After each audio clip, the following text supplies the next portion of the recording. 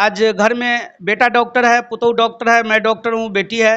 तो हम सभी लोग मिल करके संकल्पित है कि हमारे हॉस्पिटल में, हमारे क्लिनिक में आने वाले कोई भी पेशेंट आपको यह बता ही नहीं सकता कि डॉक्टर ने मेरे से नाजायज पैसा लिया है, तो डायरेक्ट फांसी की सजा दिया जाए, ताकि उस तरह का निकम्मा व्यक्ति कभी भी इस धरती पर, धरातल पर दूसरी बहू बेटी के बारे में गलत सोचने का हिम्मत ना जुटाए। जिनके दिमाग में पार्टीवाद और जातिवाद का भूत सवार है, वो थोड़ा अपना कलेजे पर हाथ रख करके देखे कि आखिर 15 साल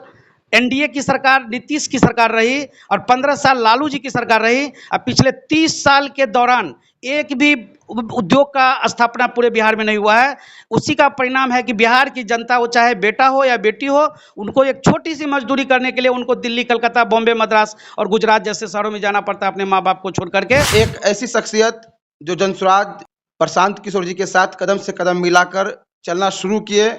हरलाखी विधानसभा में, हरलाखी प्रखंड, बासोपट्टी प्रखंड, बेनीपट्टी प्रखंड व अलग अलग क्षेत्रों में प्रशांत किशोर जी के साथ उन्हें देखा गया। वो कोई और शख्सियत नहीं, एक डॉक्टर प्रेम कुमार मंडल, जो सनई पंचायत के मुखिया भी है और एक अच्छे खासे समाज सेवी और डॉक्टर भी है। तो आइए स्वागत करते हैं, और खासकर आज बात होगी जनसुराज को लेकर। सबसे पहले आपका बहुत बहुत स्वागत है डॉक्टर साहब। जी, बहुत बहुत धन्यवाद। सबसे पहला सवाल, लगातार आप प्रशांत किशोर जी के साथ चरौद, पूरा हरलाखी, मधुआपुर, बेनीपट्टी, बासोपट्टी अलग अलग क्षेत्र में उनके साथ बने रहे, क्या सोचकर और कितना प्रभावित हुए उनसे? सबसे पहले मैं आप मीडिया भाइयों को, गांव-गांव तक के चैनल और सभी सदस्यों को, और इस चैनल के माध्यम से सुनने वाले तमाम श्रोताओं को मैं अपने दिल से हार्दिक अभिनंदन और स्वागत करता हूं। और बहुत ही आपने बहुत ही मार्मिक क्वेश्चन आपने हमसे पूछा है कि आखिर जनसुराज के पदयात्रा के साथ मैं क्यों चल रहा हूं। तो पिछले 25-30 साल से मैं समाज सेवी के रूप में सक्रिय हूं, और हमने जो महसूस किया है, जो हम देख रहे हैं कि जब तक बिहार की जो व्यवस्थाएं सरकार द्वारा दी जा रही है, इन सारी व्यवस्थाओं से लगभग जनता बिल्कुल उब चुकी है। तो इन व्यवस्था को, परिवर्तन को लेकर के, यानी माननीय प्रशांत किशोर जी की जो भावनाएं हैं, उनकी जो सोच है बिहार राज्य के विकास के प्रति, उन बातों से मैं पूर्ण विभोर होकर के मैं प्रशांत किशोर जी का सहयोग करने के लिए मैं तत्पर हूँ, और जगह जगह उनके साथ जा करके एक सहयोगी के रूप में मैं उनके साथ रहता हूँ। प्रशांत किशोर जी 2 अक्टूबर को क्या करने वाले हैं? आप भी उनसे जुड़े हुए हैं, आपको भी जानकारी होगा, और खासकर हरलाखी के लिए तो आप स्पेशलिस्ट जनसुराज से जुड़े हुए हैं। देखिए, जब बिल्कुल सही बात आपने कहा कि अब तक जो है जनसुराज एक व्यवस्था परिवर्तन को लेकर के, एक विचारधारा को लेकर के चल रही थी, और इस मुहिम में लगभग बिहार के 1 करोड़ सदस्य ज्वाइन कर चुके हैं। तो इतनी बड़ी सेना को कंट्रोल करने के लिए एक सेनापति की आवश्यकता होती है।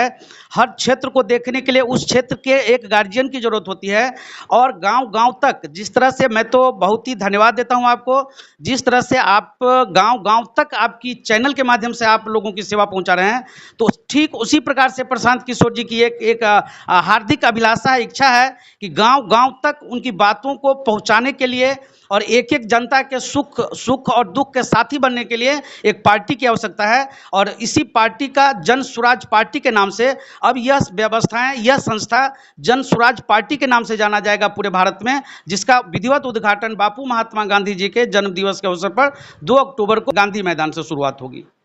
जनसुराज और प्रशांत किशोर जी इतने समझदार कि लोकसभा को आप लोग टच भी नहीं किए, लेकिन 2025 बिहार विधानसभा प्रशांत किशोर जी मेन स्ट्रीम मीडिया चैनल पर जाकर साफ साफ कह दिए हैं कि इस बार हम लोग चुनाव लड़ेंगे तो 242 नहीं बल्कि 243 सीटों पर, और पूरे बिहार में मजबूती के साथ प्रशांत किशोर जी आने जा रहे हैं। जी बिल्कुल, ऐसा है कि अगर हम मान लीजिए मुख्यमंत्री की बात कहूं, तो एक बिहार प्रदेश का मुखिया एज ए मुख्यमंत्री कितना भी अच्छा होगा, तो वो बहुत कुछ अच्छा विकास नहीं कर सकता। इसीलिए उनकी पदयात्रा के दौरान उनकी जो आकलन है, जब तक हमारे ग्राम पंचायत, त्रिस्तरीय पंचायत राज की प्रतिनिधि, जो हमारे सबसे निचले पदाम पर हर एक व्यक्ति की सुरक्षा की बातें करता है, यानी वार्ड सदस्य हो गया, मुखिया हो गया, पंचायत समिति सदस्य हो गए, प्रमुख हो गए, जिला पार्षद सदस्य हो गए, सरपंच हो गए, पंच हो गए, उन तमाम पदों के पद ग्रहण करने वाले व्यक्ति बहुत ही बेहतर चुनाव होकर नहीं होगा, अब फिर उसके ऊपर उठ करके विधानसभा और लोकसभा है, तो आप जानते हैं कि जो ग्राम पंचायत का मुखिया कितना भी बढ़िया होगा तो तब तक विकास नहीं कर सकता जब तक उनको सरकार द्वारा सुविधाएं नहीं दी जाएगी। इसीलिए अगर हम बिहार को विकसित राज्य की तरह तौर पे देखना चाहते हैं, बिहार में एक अच्छी व्यवस्था कायम करना चाहते हैं, बिहार के हर एक गरीबी, हर एक बेरोजगारी और अशिक्षा को दूर भगाना चाहते हैं, और एक मतलब एक ऐसा कहेंगे, एक ऐसा ट्रेंड एजुकेशन का हो जिसमें बिजनेस ट्रेंड हो, इंडस्ट्रियल एजुकेशन से जुड़ी हुई बातें हो, तो इन सारी व्यवस्था को परिवर्तन के लिए पूरे बिहार में परिवर्तन की जरूरत है। और मैं धन्यवाद देता हूं एक ऐसे शख्सियत को जो अपनी राजाओं जैसी जिंदगी को छोड़ करके, सुख को त्याग करके, एक सन्यासी बैरागी की तरह पैदल चल करके एक एक जनता को, मैं तो पूरे बिहार की उन तमाम जनताओं को मैं अपील करना चाहूँगा जिनके दिमाग में पार्टीवाद और जातिवाद का भूत सवार है, वो थोड़ा अपना कलेजे पे हाथ रख करके देखे कि आखिर 15 साल एनडीए की सरकार, नीतीश की सरकार रही और 15 साल लालू जी की सरकार रही, अब पिछले 30 साल के दौरान एक भी उद्योग का स्थापना पूरे बिहार में नहीं हुआ है। उसी का परिणाम है कि बिहार की जनता, वो चाहे बेटा हो या बेटी हो, उनको एक छोटी सी मजदूरी करने के लिए उनको दिल्ली, कलकत्ता, बॉम्बे, मद्रास और गुजरात जैसे शहरों में जाना पड़ता है अपने माँ बाप को छोड़ करके, वरना इसका और कोई दूसरा कारण नहीं हो सकता है। जिस तरह से प्रशांत किशोर जी राजनीति के एक बहुत अच्छे विशेषज्ञ माने जाते हैं, नीतीश कुमार जी के साथ काम किए, वो ममता बनर्जी के साथ काम किए, कुछ दिन केंद्र के लिए भी काम किए, आपको लगता है कि उसका सीधा सीधा फायदा इस बार उन्हें बिहार विधानसभा में होने जा रहा है? जी बिल्कुल, मैं तो कहूँगा कि प्रशांत किशोर जी, अगर बिहार की जनता थोड़ी सी भी अपनी बुद्धि विवेक का परिचय देगी, इलेक्शन एक वर्ड है, मैं समझ रहा हूं कि अगर सिर्फ इलेक्शन को डिफाइन किया जाए, what is the meaning of election, तो साफ स्पष्ट those person who is totally capable to deal the all things like the education, like the administration, like the development, तो इस तरह की शख्सियत की अगर पहचान करने की बात है तो मैं समझता हूं माननीय प्रशांत किशोर जी की तुलना में ऐसा कोई भी लीडर नहीं है। और लीडर तो मैं कहता हूं नेतृत्वकर्ता को लीडर कहा जाता है, उसको नेता शब्द कहना उचित नहीं है। तो प्रशांत जी एक ऐसे शख्सियत का नाम है जो सर्वगुण संपन्न, अगर कहते हैं तो कोई बुराई नहीं है। कुछ लोग तो कह रहे हैं कि बीजेपी की बी टीम बनकर प्रशांत किशोर जी काम करेंगे और इसका सीधा सीधा नुकसान आरजेडी जेडीयू को झेलना पड़ेगा बिहार में। देखिए, ये एक पॉलिटिकल बातें हैं, मैं इस चीज़ को बिल्कुल खंडन करूंगा। खंडन इसलिए करूंगा कि अगर वो बीजेपी का बी टीम होता तो वो 243 सीट पर चुनाव नहीं लड़ने का घोषणा करते, बल्कि वो भाजपा के साथ गठबंधन में सरकार बनाती। और स्पष्ट बता दिया उन्होंने कि मेरा गठबंधन बिहार की जनताओं के साथ है, किसी पार्टी के साथ नहीं है। अब रही बात किसको फायदा होगा, किसको नुकसान होगा, तो डरता वह विद्यार्थी है जो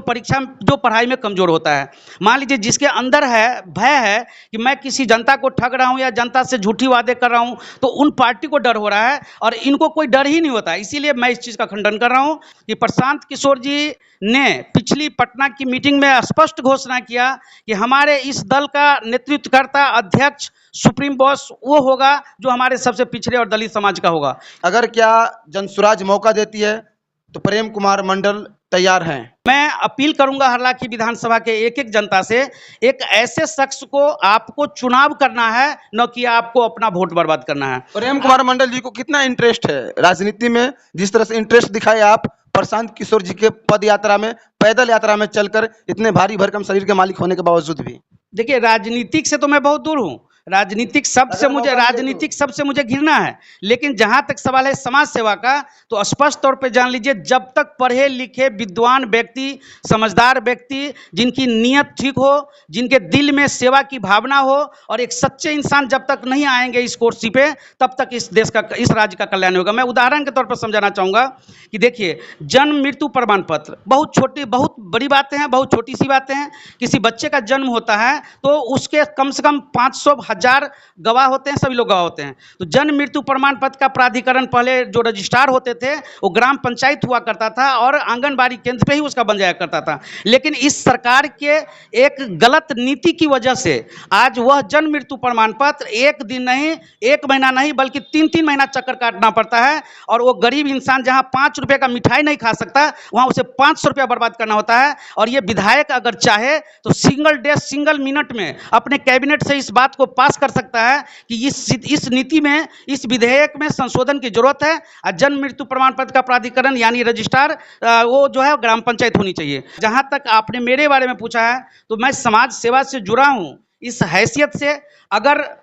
जनता के द्वारा मुझे अच्छा अधिकार दिया जाता है कि मैं चुनाव मैदान में आ सकता हूं और जन स्वराज के हमारे पार्टी के कदावर अध्यक्ष के द्वारा आदेशित किया जाता है, तो मैं चुनाव के लिए तैयार हूं।